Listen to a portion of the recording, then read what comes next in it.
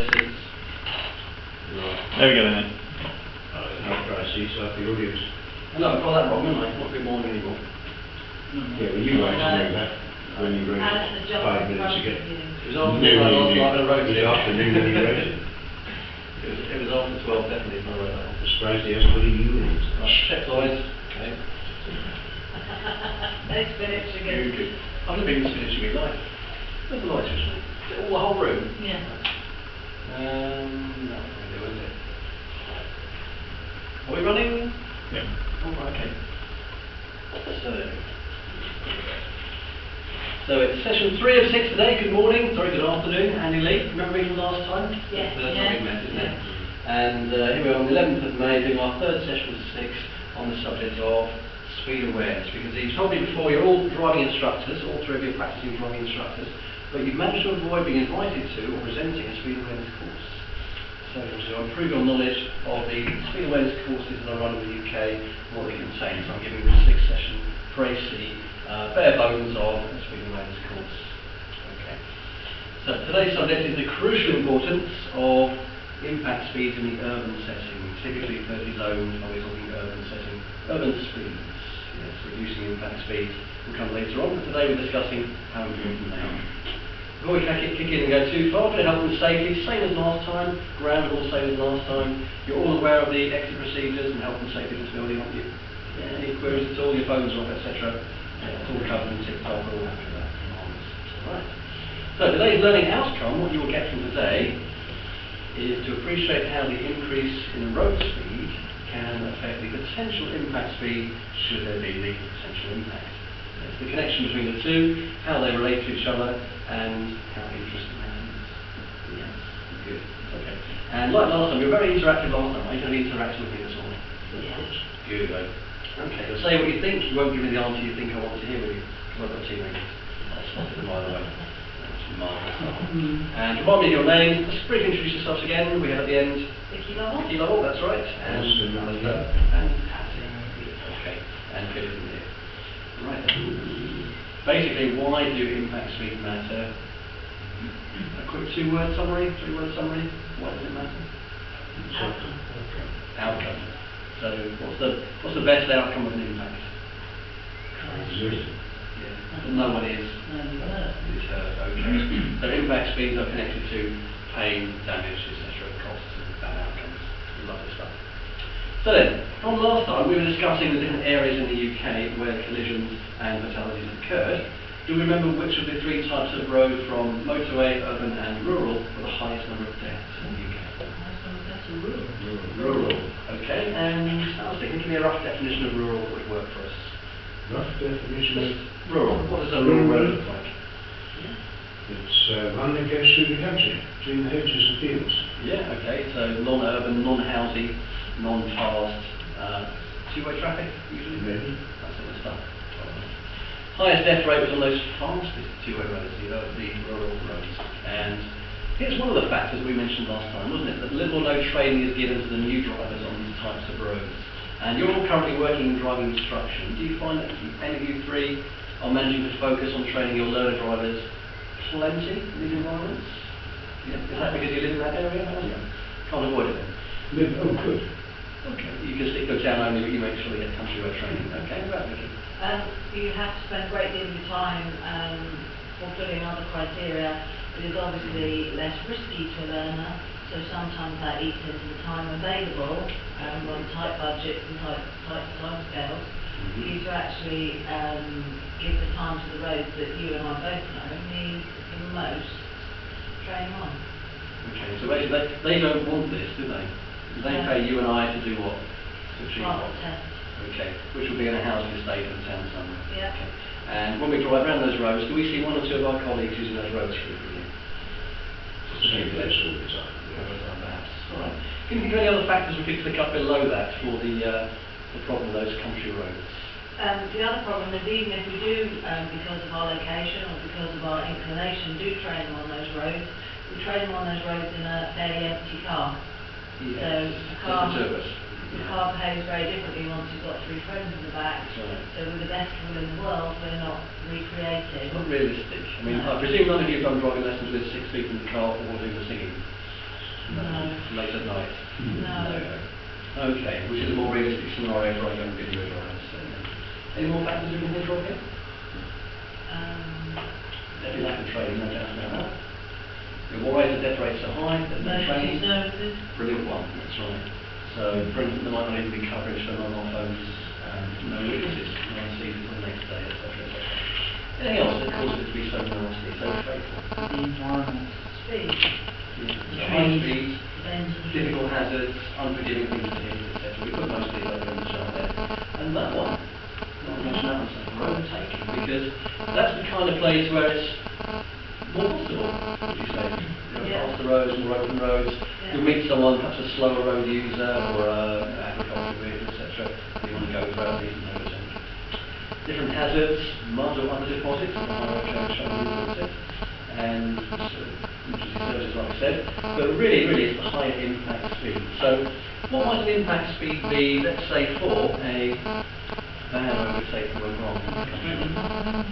Would be a huge amount of impact. Yeah. How about someone gets it wrong all by themselves? They misjudge a wet bed, they haven't been taught the midpoint, that's what we're all about. Hit the tree sideways, impact speed. Maximum 50, 60. Yeah, big numbers, 4 or 5 dozen. Okay. So, I'm going to give you a worksheet now. You're going to do some of the work with me today. We have a little worksheet for you to do. And as you're all working driving instructors, I feel this worksheet will be very, very easy for you. Page 1, here it comes, is basically page 42 of the Highway Code, which you all know immediately is going to contain. Yeah, right. Stopping distances. Really, yes, right. Yes, it is page 42. This should be no challenge for you at all, because I've done one column already, which is thinking distance, second column braking distance. Remember the red and blue cars? You know them intimately. So have a look, go for 2 minutes on that if you wouldn't mind, please, and you can confer if you like. There's a definite pattern emerging in one column. So we have columns A, B and C, C equals A plus B. And we do go meters, but we like feet, don't we? I assume we do. I do, I like feet. You'll see page 1, implying this page 2. Yes, page 2 will come up shortly afterwards.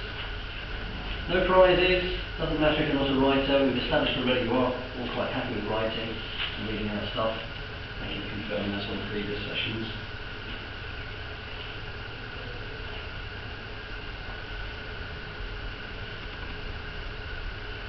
Whereabouts on the Highway Code do these things used to be? Back, yeah. And everybody learned them for the morning of their test, didn't they? And to put that on straight afterwards. There you go, there's maths for you. Have you seen one go up to 100 miles per hour before? Anyone's struggling, you may have noticed I popped down at the bottom there a formula that you can use to actually work it out if you fancy doing a bit of maths or are struggling. First one to finish. First one to finish.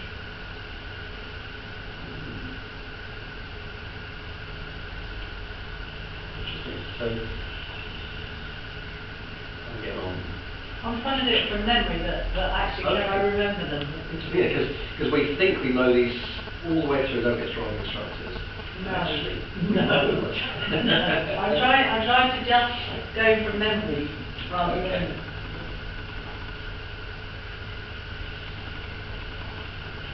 What's the pattern you picked up for that thinking distance? Quickly, you picked up a pattern. What easy? A foot for every mile an hour.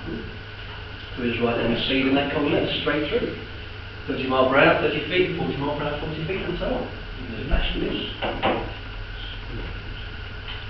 Ooh, sheesh boys. Gee whiz indeed. I tell you what, I'm very happy to cheat. I'll pop the answers up on the chart for you. You've worked pretty hard. But there we go, so the speed in miles per hour is the same as the feet that you travel while you're thinking, or at least while you're reacting. Because actually what that is brain to get the foot on the pedal, isn't it? Having had the brain decide it needs to do that job. So actually it's not a reaction time at all. It's I've had my thinking, now I'm going to move my leg to the pedal. Into braking. Yeah, so there should be another one there which is even more random than those number 2. So there's that easy. And did you find you got the first up to about there fairly easily with braking distances? Really easy. No, I didn't get there before I just got the overall. Right, okay. So you've memorised the first 6 of those, have you? Yeah, I have. Capability. Right. So don't worry about getting all the numbers in. I'm going to give you time at the end to fill it in if you want to. So, I'd like to point out some interesting things. In fact, I want you to point out some interesting things. This one, simple, easy peasy.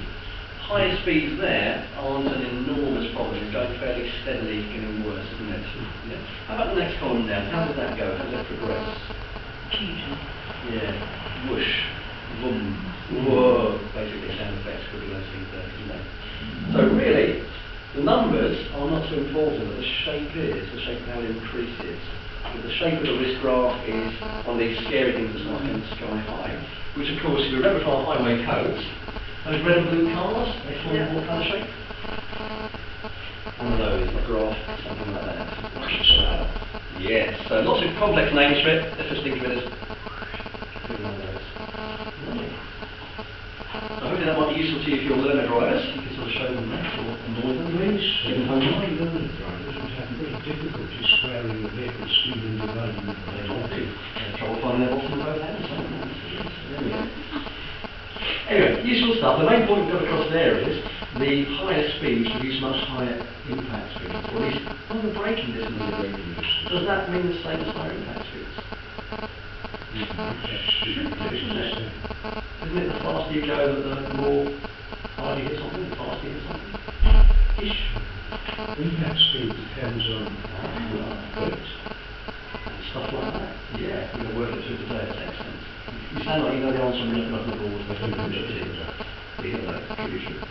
So, shape of distance.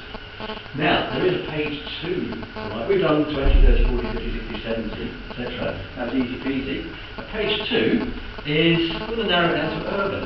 Imagine you had a car, well, a Vauxhall Omega, on a concrete runway, for instance. So it's doing 30 miles an hour and perhaps 32, could even be 35 afterwards, maybe 40 after that. And that would give you different stopping distances, wouldn't it? So here's a worksheet for your total guesses. I know there'll be total guesses. You fill in that top little section there for where, how many more meters, how many meters it would take those 4 imaginary cars, or one car 4 times, to stop from 30, and 32, and 35, and 40. So imagine I'm driving the car at 30 towards that wall, now I stop by the wall. How much further ahead does it go at 32, at 35, and 40? Strange question, that's not quite what highway trade asks us, or the theory test asks us. So in this top box where it says 30, It's your braking distance, similar to that one there, at 30 miles per hour. So you might think this is a realistic number to put in. We're doing this one in meters, by the way, because Okay. if you wouldn't mind, go on in meters. so So purely the braking distance, tyres doing the stopping of the vehicle because the brake is being compressed. not the reaction time on the front. Not at all. No, Just purely only- brake and tyres, road surface. Okay. Yeah. And we're saying it's a brilliant road surface, an excellent set of tyres, warm summer day, bang, ABS braking, working at full efficiency. It's kind of the ultimate, what it could be. I can probably rustle up a little video showing you something if you're very good. Interesting. Feel free to convert 45 feet to meters. It doesn't help very much, but it might be.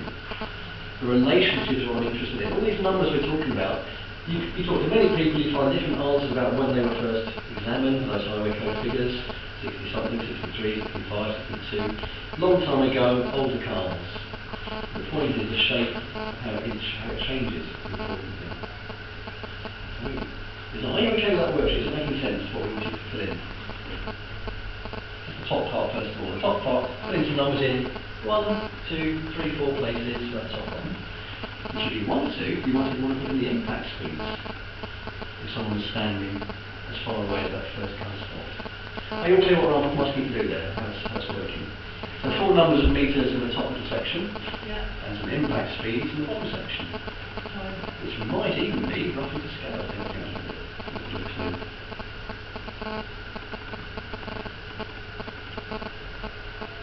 If you're struggling, just look happy and write in the answers we show you in a minute or two.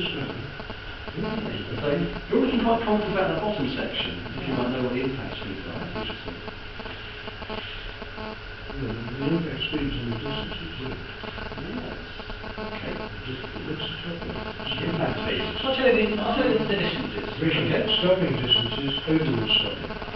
I'll tell you the stopping distances. We're just simply doing braking distances. It's a tyre and brake test. The 30 mile per hour vehicle travels 8.4 metres. 8.4 metres. So you put that in the very first place. That's your answer, 8.4 metres. Stopping distances and braking distance. Braking distance. Oh, it says stopping. It's really fast. Well done, you caught my mistake. No reaction time, no instances. I'll let you know the pulse to sort of be a so 30 miles per hour, 8.4 metres. 32 miles per hour, 9.6 metres. Okay, and then 35 miles per hour, or as many of our clients will tell us, only 35 miles per hour, 10.9 metres. Call that. But 40 miles per hour, what have you got there, Vicky? 40 miles per hour? I've got 25 minutes.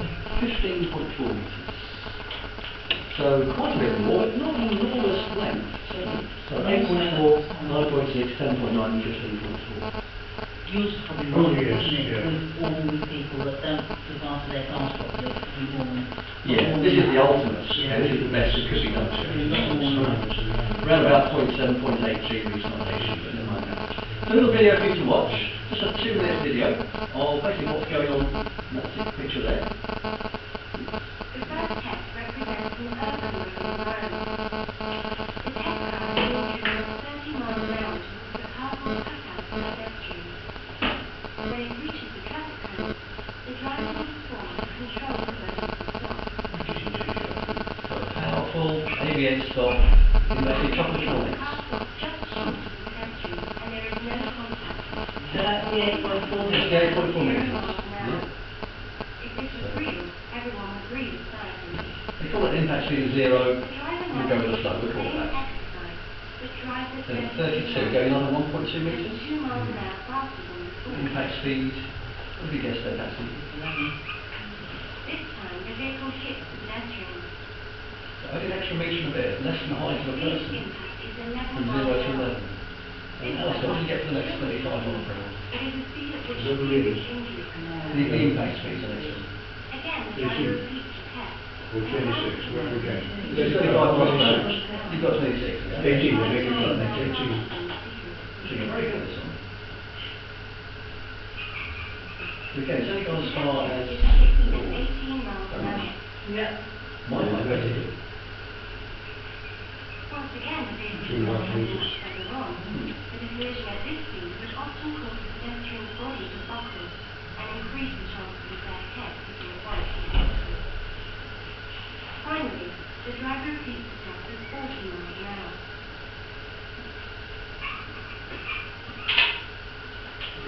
It's troubled. Another colour the bit. Yeah.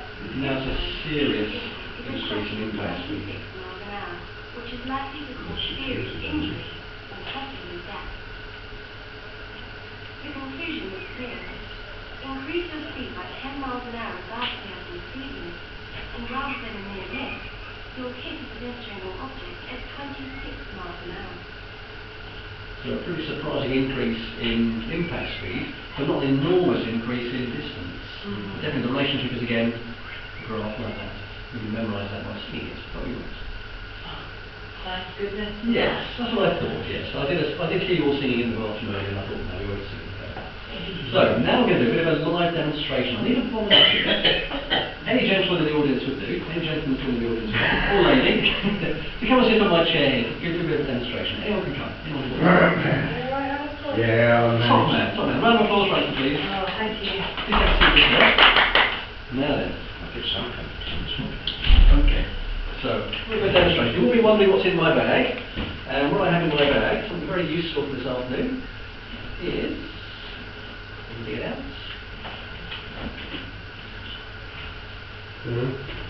Yeah, it didn't then show.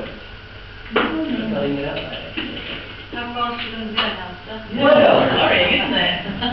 This is optional, you can do if you wish to. Right, I see a parked vehicle in front of us in your four-wheel drive vehicle here. We'll have a very low speed impact to start with. We may stop this before the brick wall. You might be quite pleased about that. But I'm going to get you ready to put it up in the air. That's it, doesn't it? Well, no, sort of tuck them a little bit. Like this. Feet up. Okay. So I'm going to get behind you now. I'm going to propel you towards this wall at 1 mile per hour. After summer wine. Keep your feet up. Come on, Bobby. Feet up. Now, If you lean forward nicely, if you lean right forward so your head's the furthest forward thing, and if I keep going to the wall nice and fast, you'll hit your head on the wall at 1 mile per hour. How painful is that? Sorry. Oh, you did that, right? No, are you okay? Let me just check. Take a pulse on me. Yeah, You survived this 1 mile per hour impact. Wasn't too bad. You may have to take your seat now. Very good. Now it's your turn. Good. No, that was Yes, lovely. now it's Vicky's turn to do the 10 mile per hour version. Can I have a volunteer to do the 10 mile per hour across the room instead of all, please? I don't think so. No, Not Why a million years. Why not? If it's going to bloody hurt. It's only 10 miles per hour. It can't be much worse than 1, can it? 1 to 10, and they're walking speeds we're talking about. Will it hurt a lot more? But 10 equals something squared here. Oh, yes, it's going to be extremely painful. Indeed, we're talking about the energy, which Alice has just said out about. Energy causing damage. Okay, a little bit of a simple bit of physics here. And it's going to be fun because Alice will head up the wall at 10 miles per hour. I think. You All right. did it, 20. Oh yeah, I'll put the answers up there for you for a previous sheet if you want. Okay, we'll move on one further. Basically, how much it hurts is this thing. He's mentioned the mass and the speed, but the speed multiplied by the speed by itself. So, don't get too panicky. Basically, put it into my teenage son's terms. If something is really heavy and going really fast, will that really hurt? Okay. Not if you're inside the heavy one going fast. You're the pedestrian. Yes, it will. Oh, You're now the pedestrian, okay? Because I've observed you have 2 leg hands. Yeah. Right, you sometimes walk to your vehicle, don't you? You're walking as a pedestrian. So, impact speed of 1 will give you, because we can ignore how much it weighs, we're going to have the same thing half a dozen times. Forget the speed, it's just the mass, it's simply the speed. 1 multiplied by 1 is 1, isn't it? 1 unit of damage, 1 unit of ow, 1 unit of wallop, 1 mile per hour. So your poor old head there suffered 1 unit of impact, Alistair, and you seem to be okay. But 10 times faster will give you 100 times as much impact and pain. So a 1 mile per hour hit is like that. Yeah. At 10 miles an hour would be 100 times harder. I would break the wall, wouldn't I? Would I be a pedestrian upright after that? I'd need medical attention, would I? I imagine I would. Could it be fatal? 100 times harder than I just did against the wall? Yeah. Possibly. Quite possibly, but probably not likely. You need to be landing badly or some pre-existing condition, etc., or not attended quickly, which would be fatal. When we get towards 20 miles per hour, we're looking at 400 times harder than I just punched the wall. That's looking life-changing, would you say? Yeah. Yeah. Okay, 400 times harder than this. That's probably life-changing. Unless I sort of bounce or something soft, like a bouncy castle, it's going to be pretty nasty for an impact in a vehicle. 30 miles per hour, it's getting worse and worse. And how about 40? 1,600 times harder than I did my punch against the wall. Somewhere down here, you think at some point we're reaching life-ending amounts of impact? Yeah. Somewhere. For a pedestrian, unprotected by, seatbelts, airbags, etc., all that sort of stuff. Yeah. So for pedestrians, the impact speed is absolutely crucial. And you've all been aware, I'm sure, of things from DFT about child safety and impact speed in urban areas. You've seen stuff. They focus on that quite a lot, don't they? And they say things like 35 can be twice as fatal as 30. Which, when you look at how it's going here, starts to make some sense, doesn't it? Yeah. Okay. So just to put it into something visual, because I discovered earlier on in the course that we're all visual learners, very helpful to me. Here's basically how it goes, how bad it gets with higher impact speeds. And what we'll do is we'll find the pen that I put over here. And the shape, again, of those highway code cars, I've put it in actually to scale quite nicely, I think. That's 10 miles per hour, that's 20, how bad it is, that's 30, but 40 starts to head literally sky high, like that. So 35 miles per hour is somewhere up this rapid increase from this much bad to this much bad. Yeah. Now later on in the next session after this one, we'll talk about how to reduce ourselves from being in this scary bit to that less scary bit. And there are several techniques. We'll come back to that later on. But basically, the energy you're absorbing starts to become, can't cope with it, with higher impact speeds. You're okay in a car, possibly, but not as a pedestrian, because there's just too much for it to be absorbed. So this is the kinetic energy that causes the damage. Never mind the posh word kinetic. It is, by the way, the Greek word for speed camera. So this will be a question from the back. No? 5 minutes to go, thank you very much. So, one quick video. You may have come across this one, it's a cracker from abroad. Basically, on that. Should we also run?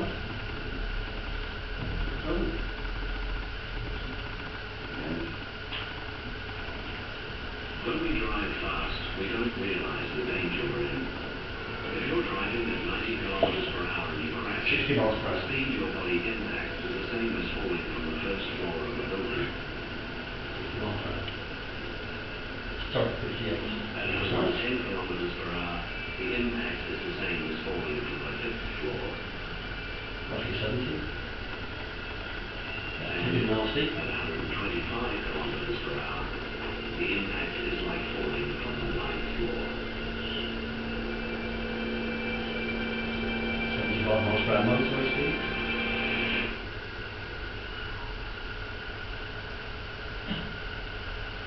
But actually that's not true, is it? No. Because I suspect there may be one or two people in this room who at some point in their driving career have drifted above 70 miles per hour on the motorway. Anybody? No one wants to own up to it. Oh, one of you. Okay. Legally, I might add. Well, Yeah. it used to be legal, there was no speed limit, so 85 to 100 Yeah. was no problem. Okay. But I'm pretty sure that none of you three here has ever impacted anything at 70 miles per hour. I don't think you've been able to. Yeah. All right. So, let's now discuss the modern vehicle's energy absorbing systems. I'd like you all to give me one or two systems you've heard of that help the modern vehicle to absorb energy. Crumple zone. Crumple zone, yes. Seatbelts, lovely. Okay, that work together with SRS, don't they? Supplementary restraint system. Loads more we can stick up there. Crumple zones, airbags, pre-tension of the seatbelt, get you tight in before the impact happens. Pedal boxes that move out of the way of an impact, all kinds of marvellous stuff. Have they done a fantastic job? Rover, Vauxhall, everybody else, fantastic job. Any idea how good? This is how good they're done. We're going to talk about the crumple zone here, show you the crumple zone, which is basically the sacrificial section. It's about 30 seconds. NCAP for crash testing people, yes, you're all aware of NCAP, I'm sure. Driver's door, windscreen intact. 40 mile per hour collision. Yeah, I mean, you can open that door now, can't you? After that collision. Airbags all round, you're cosseted, protected. No wonder our death rate is halved in the last 5 years. A huge chunk of it is this, isn't it? That's the vehicles. Windscreen doesn't crack. On the door, station. You can climb out once you've recovered. So put the seatbelts on, you're fine, aren't you? No problems as well. Fine, in inverted commas. Right. And now I need a volunteer. A different volunteer, please. Can I have a different volunteer picking up the front? Anyone will do. Thank you, Bishop. Now, now here's my pointing stick. If I take my pointing stick and stand there, facing the other people there, I'd like you to point out on me all of the highly technical energy absorbing systems that I contain. Go on, Al. Point them all out. Al, an energy absorbing system? What? Yeah, mate. What? I think what I need to do then is click onto my next little word, which is basically, There aren't any. yeah, I mean, that's exactly the right expression for you. Use that expression towards the camera so you can pick it up. Shocked and amazed, there's nothing there. Okay, this is not an airbag. No. No, definitely not. Please take your seat. Thank you very much. A magic stick. Thank you so much. Exactly. So, for pedestrians, impact speeds are absolutely crucial, life-saving. We can lower them. So, I will briefly, for this time, show you someone's impact without a seatbelt, which is basically the worst possible case scenario. If you've seen this one, you've told me all before that you're not sensitive. You've been to attend stuff like this. The collision with the car didn't kill him, but he wasn't wearing a seatbelt, so he continued on his journey. When he hit the inside of the car, that didn't kill him either, but his internal organs carried on travelling until they hit his ribcage, and his lungs were punctured, and the main artery in his heart was torn. And that's what killed him. Very, very powerful, isn't it? And very effective in younger drivers. Who's sensitive, I'm sure you agree, they tend to forget their seatbelts more. So 3 impacts. The car had the impact, he drove forward, hit something solid, and then his organs had the 3rd impact, which was fatal. The impact speed too much, too many G-forces, the body can't stand it. You may well know these numbers, how it pans out, what we've measured in the last few decades. 40 mile per hour impact speed, will give us what percentage? Yeah, way. There's our graph, that shape yet again, which is our, whatever it's called, it's just that shape which we need to appreciate and pass on to those who hold strong care. If we don't give them those details, we're shortchanging them. Because they all call it only 30 something, only 35, only 37. Speed awareness people do not understand that it goes like that, and they think it goes like that. Our job is to convince them that it's not. So, any conclusions about impact? Apart from that finally. The numbers speed and the Good. So, the impact speed is a bit of a mess with the video set. Any further questions? No? Okay. You've got your hand out to take away. I can talk to them later if you want me to do, and pass on some further research. But basically, the next time we'll talk is about how to bring you down from this bad to this bad. I can think of 3 particular ways. I'd like to think about those next week. So thank you very much for your attention and all your contributions, and for your high-speed impact principle. Marvellous stuff. And here we go. Session over.